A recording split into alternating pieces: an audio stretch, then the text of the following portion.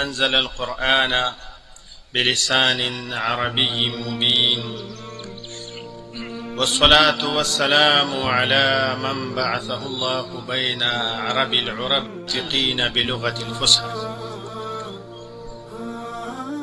أيها الحفل الكريم، أولا وبعد شكر الله تعالى أشكر القائمين على جامعة الأثرية، وعلى رأسهم فضيلة الشيخ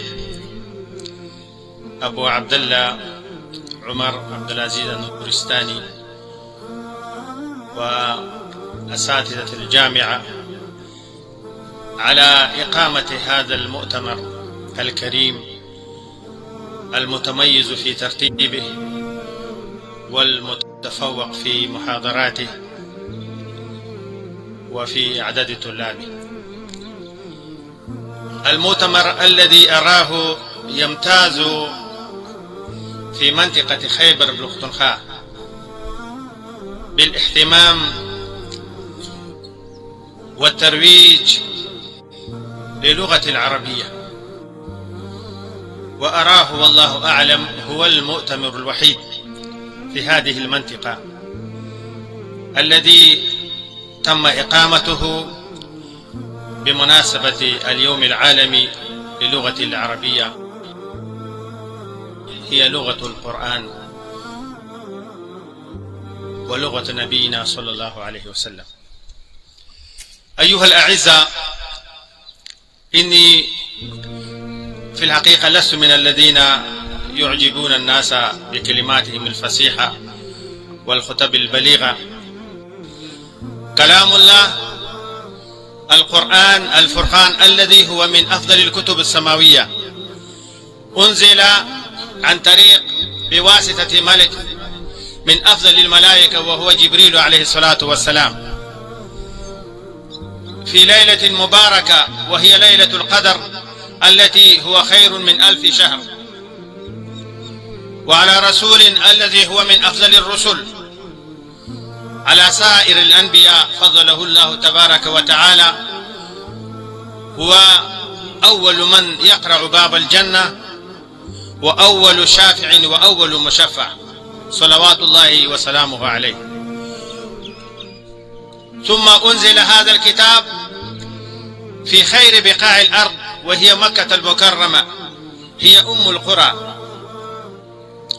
وأنزل هذا الكتاب بلسان عربي مبين، وأنزل هذا الكتاب على أمة هي من أفضل الأمم، كنتم خير أمة أخرجت للناس. فنحب العربية لأن الله عز وجل اختارها لكتابه، ثم اختارها الله عز وجل لنبيه الذي أرسله الله تبارك وتعالى بين عرب العرب. ورد في أحد الحديث كما رواه الطبراني في كبيره والبيهقي والمستدرك مرفوعا عن أبي هريرة وعن عبد الله بن عباس رضي الله عنهم، يقول صلى الله عليه وسلم: أحب العرب لثلاث، لأني عربي والقرآن عربي ولسان أهل الجنة عربي.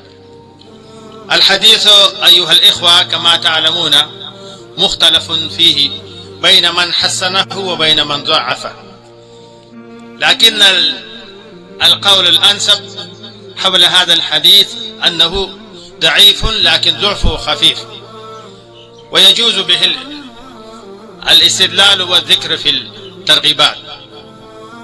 فنحن نحب العربية لأنها لغة القرآن أولا، ثانيا هي لغة نبينا صلى الله عليه وسلم، ثالثا هي لغة أهل الجنة في الجنة، رابعا مليار مسلم يتوجهون إلى الله تبارك وتعالى 5 مرات ويضطرون إلى ربهم بهذه اللغة الفصيحة وهذه اللغة الكبرى.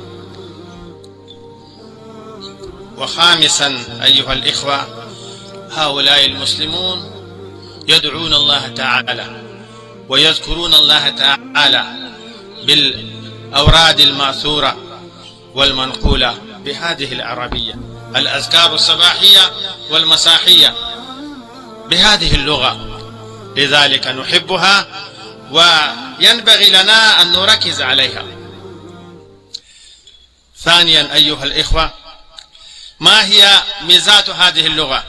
قد أتحدث حول هذه الميزات مشايخنا وسيتحدثون لاحقا وفقهم الله تبارك وتعالى، لكن حسب علمي أذكر 3 امتيازات التي تمتاز هذه اللغة بها اللغات الأخرى.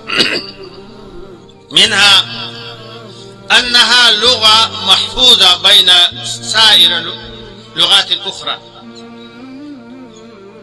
قبل 100 و200 سنة ما كانت توجد هذه الأوراق وهذه الكتابة الحديثة المطورة، فكانت تندرس اللغات بعد مضي القرون عليها إلا اللغة العربية. مثلا لو ننظر قبل 2000 سنة مكتوبا بلغة البشتو ما يقدر واحد منا يقرأها أبدا، وكذلك لغة الفارسية وكذلك اللغة الهندية وغيرها قبل 2000 سنة مكتوبا على الجدار أو في أي شيء ما يقدر واحد يقرأها لأنها تتغير وتتبدل، إلا العربية. لو وجدت مكتوبا قبل 2000 سنة بالعربية للغة العربية أو 3000 سنة يقدر الطالب يقرأ هذا المكتوب بدون أي مشكلة وبدون أي تحرج. هذه ميزة أعطاها الله تبارك وتعالى لهذه اللغة، ما دام ديننا وإسلامنا وقرآننا يستمر في هذا الأرض. ثانيا من ميزات هذه اللغة أنها تمتاز بإعراباتها التي لا توجد في لغات أخرى. قبض عليه وقدم أمام الحجاج فسأل عنه الحجاج: أنت الذي قلت ومنا أمير المؤمنين شبيب، وأمير المؤمنين في ذلك كان عبد الملك بن مروان، فقال: وعندكم أمير المؤمنين؟ فتحير الشاعر وخاف، لكن رد ردا غريبا قال: لا يا أمير، إنما قلت ومنا أمير المؤمنين شبيب. ومنا غير فقط بالفتحة، قال إنما قلت، ما قلت هكذا، لأنه ما كان ذيك الأيام التسجيلات حتى يسجل ويقدم الفيديو، لا، كان هناك النقل، وهذه من ميزات الإعراب. ثالثا كما تفضل الدكتور أن هذه اللغة تختلف وتمتاز بمرادفاتها. كلمة السيف لها أكثر من 100 اسم، وعندنا فقط المرادفات كما ذكر الأستاذ ترى، لكن ترى وتورى وبينهما كما تعلمون الفرق. التورى يسمى أسود، والترى الفرق في الترنم فقط في اللهجة. على كل حال، وكذلك الحية لها أسماء كثيرة، وكذلك الفرس وما أشبه ذلك. فهذه لغة تمتاز من لغات أخرى بكثرة مرادفاتها وإلى غير ذلك. النقطة الأخرى التي آتي إليها أيها الإخوة، كيف نروج هذه اللغة لكنها صارت في الحقيقة بدل أن تكون مروجة ومحفوظة بين أهلها وبين الناطقين بها وبين المتعلمين بها وبين الدارسين بها، تصير هذه اللغة يوم بعد يوم غريبة بين أهلها. وفي الحقيقة ومن الأمر المؤسف أنها صارت غريبة بين العرب وبين العجم. في الحقيقة في المدارس الدينية في باكستان وفي الدول الإسلامية نرى حفظة هذه اللغة فقط المدارس الدينية والطلاب لمدارس الدينية. ولعلمكم قبل وقت تأسيس باكستان، لما أسس باكستان فكان هناك 100 شخص للبرلمان الباكستاني الجديد الذي لأول مرة نقد ورشح هذه الأعضاء، فقاموا باختيار اللغة الحكومية. اللغة الحكومية واللغة الرسمية تختلف عندنا في كل الدول. اللغة الشعبية أردو عندنا، لكن اللغة الحكومية عندنا لغة إنجليزية. فتقدموا بينهم في هذا المجال أي لغة تكون لغة رسمية لباكستان. 50 من المرشحين تصوتوا للإنجليزية، و50 تصوتوا للغة العربية، باقي فقط 5 أشخاص. يا ليت لو كان من هذا الزمان اخترنا هذه اللغة لصارت هؤلاء الذين ما يعرفون اليمين عن الشمال باللغة العربية كما ترون. وصدقوني أنا في مرة من المرات رحت إلى برلمان الباكستان مع أحد المشايخ الذي كان هو عضو في البرلمان، فوجدته على باب برلمان أو يسمى بالإنجليزي الخروج، فهو كتب بالإنجليزية أوت وبالعربي كتب إخراج. فطلبت الموظف في ذلك الوقت قل اتق الله، هذا رمز للباكستان. إخراج معناه أنت تخرج الآخرين من هذا البرلمان، وخروج معناه الذي يخرج بنفسك. ما تعرف من باب الإفعال والمجرد بينهما فرق بعيد. وهكذا ترون الإخراج مكتوب حتى في الطيارات الباكستانية مكتوب إخراج. إن عندنا جهل إلى هذه الدرجة بهذه اللغة. ترون هنا في باكستان أي كلمة عربية مكتوبة لازم يدخل عليها ألف لام. ترى جامع البلال المسجد مكتوب مسجد البلال. هناك منظمة في باكستان تعرفون منظمة معروفة يسمى بدر. البدر كلمة اسم من أسماء العلم لا يجوز عليه إدخال الألف لام. هم يدخلون عليه اللام ألف لام مكتوبة منظمة في باكستان، بل منظمة عالمية مكتوب البدر. عند البدر ورد في القرآن ويوم بدر. رأيت هناك في أحد اللوحات منظمة خيرية خير الناس، كتب الخير الناس. هذه بعض الأمثلة من جهلنا بهذه اللغة. الإقبال، علامة إقبال معروف الشاعر الباكستاني، مكتوب الإقبال سكول.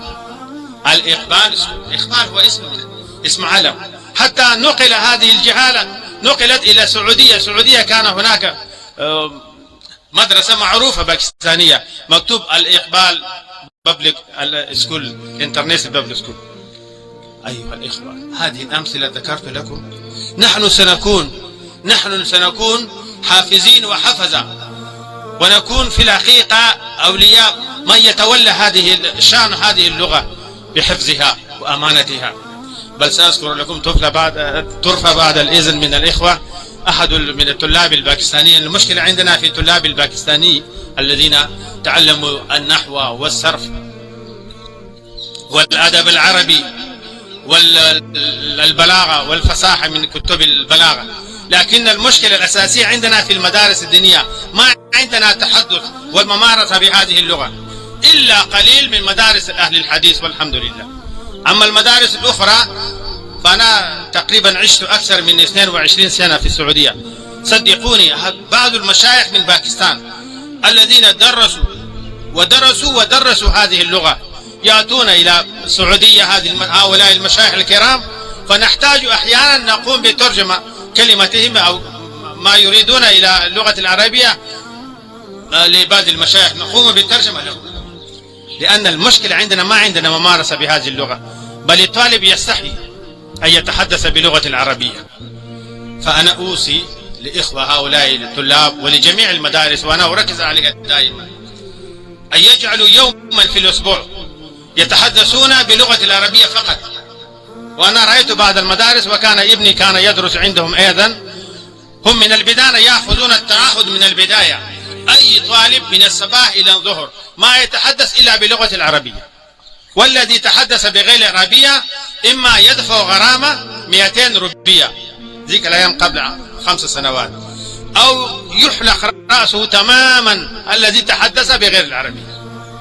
وأنا أقترح على الشيخ عمر أن يجعل في هذه الجامعة أيضا هذا الشرط لطلابه، حتى كل واحد، نحن لو ترون تذهبون إلى يونيفرسيتي وكالج وغير هؤلاء يسمى المتجددين، لما يرجع واحد من كالج أو يونيفرسيتي يتحدث على طلاقة بالإنجليزية، وما يستحي، بل أكثر كلماتهم تكون والاصطلاحات تكون باللغة الإنجليزية بل يعتز بذلك.